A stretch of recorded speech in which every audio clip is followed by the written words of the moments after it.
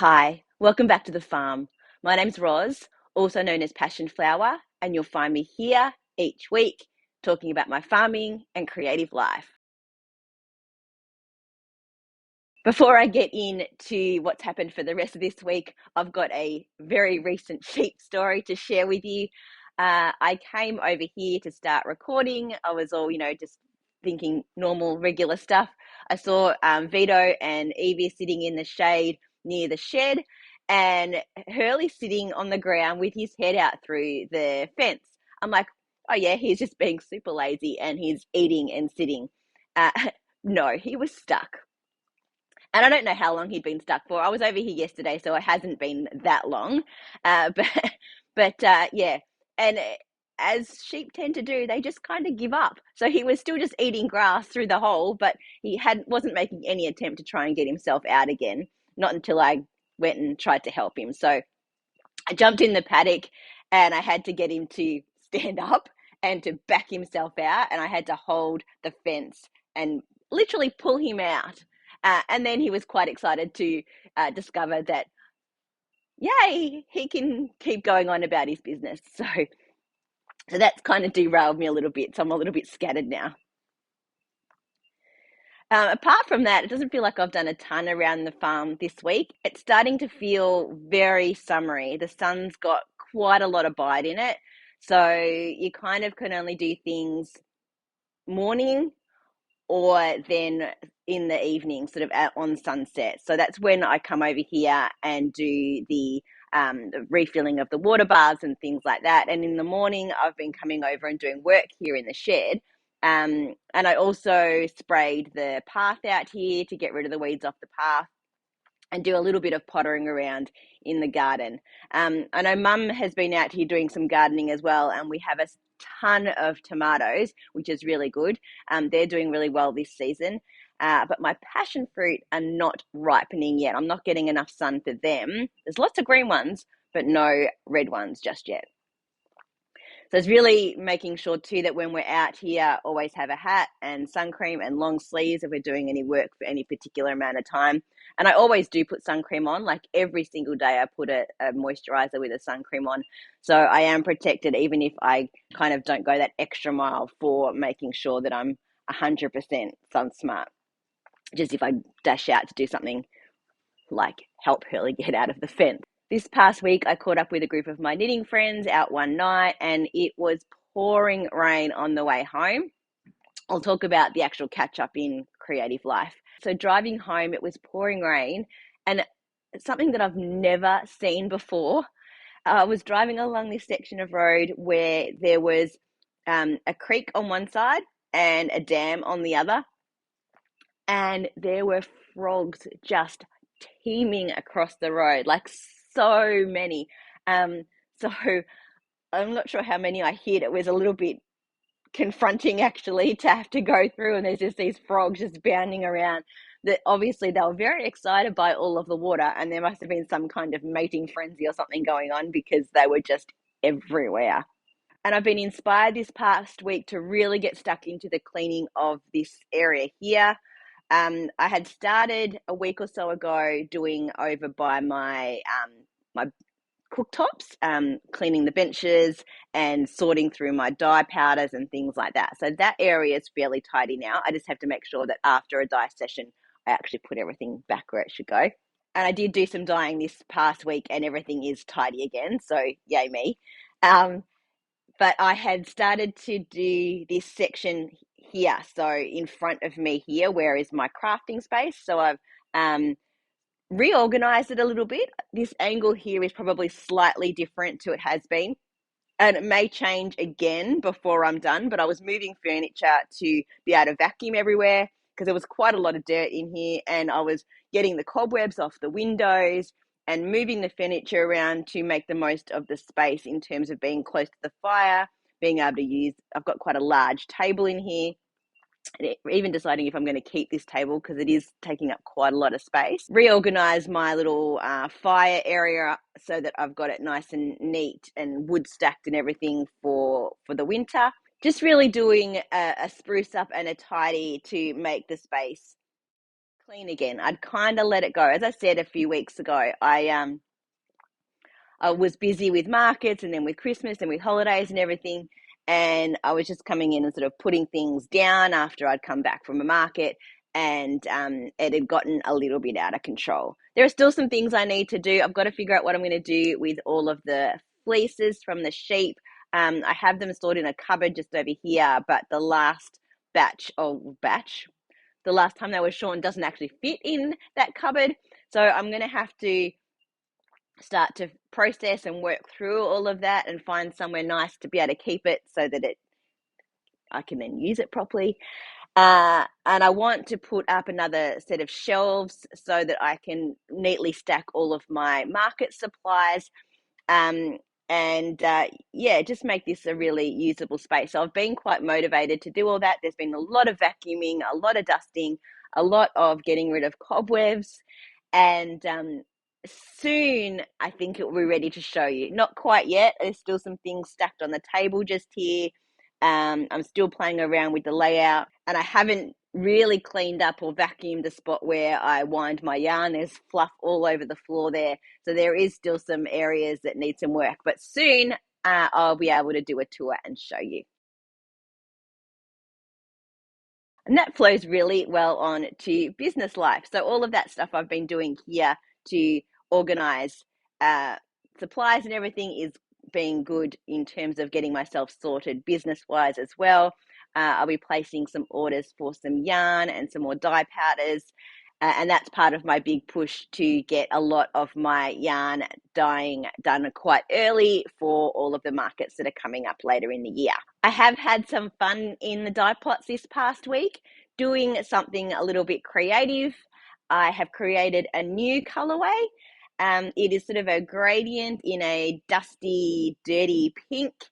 I'm really excited to see how it's going to turn out. It will be drying today, and hopefully I should be able to knit something up with it later this week. I also did a couple of my end of jar dye powder plays. So I put 2 lots of 2 skeins into pots and just grabbed my dye powder jars that were close to being empty. And sometimes I would put water in it and shake it and just pour that on. This time I just sort of sprinkled the jar over the top of the yarn in different places just to cover with the little bits that were left. Sort of not enough to make up my normal dye stocks. And it's quite hard to get out of the bottom of the jar, but just by shaking the jar upside down, you're still able to get quite a lot of dye out of it. So I did 4 skeins of those, 2 in one colour and 2 in another colour. So they'll be fun and different to the normal style of my dyeing. And I will be putting those into some mini skeins or some scrap packs that will be coming with me to markets throughout the year. And I'll do a few more of those kind of dyes as I'm doing my dye batches, just to break up the regularity of doing repeatable colorways, but also because I think that they provide a bit of interest and some difference in the kind of things that I am offering. So I did do quite a few repeatable colorways this week. I did some Grey Clouds Gather, some Rainbow Gold, and some Pure Imagination. So I've restocked the full skeins of the My Country colorways to go along with the minis. And now I'm going to do some of the Wonka colorways as well. And then I'll see how this new colorway goes, and I might end up doing some different variations of that as well. So now I need to get the labels done for these and get them reskeined once they dry, which shouldn't take long in this weather, and continue the good habit that I started last year of reskeining and labeling straight away once a batch is done, so that I don't end up with piles of yarn that need to be labeled right near the end, right before markets, because that can become very stressful. She's Crafty have announced the dates for their markets for this year. April 27 is going to be a D-Stash market, so look out for information about that. And October 26 will be the Yarny Day Out in Castlemaine. I have applied for the Yarny Day Out, so hopefully I get into that one. It was fabulous last year. And when I hear, you will be told here, and it will go up on my website with all of my other markets and workshop dates. before I get into what I've been crafting on this week, I just wanted to quickly touch on the catch-ups that I've been having with a group of my knitting friends.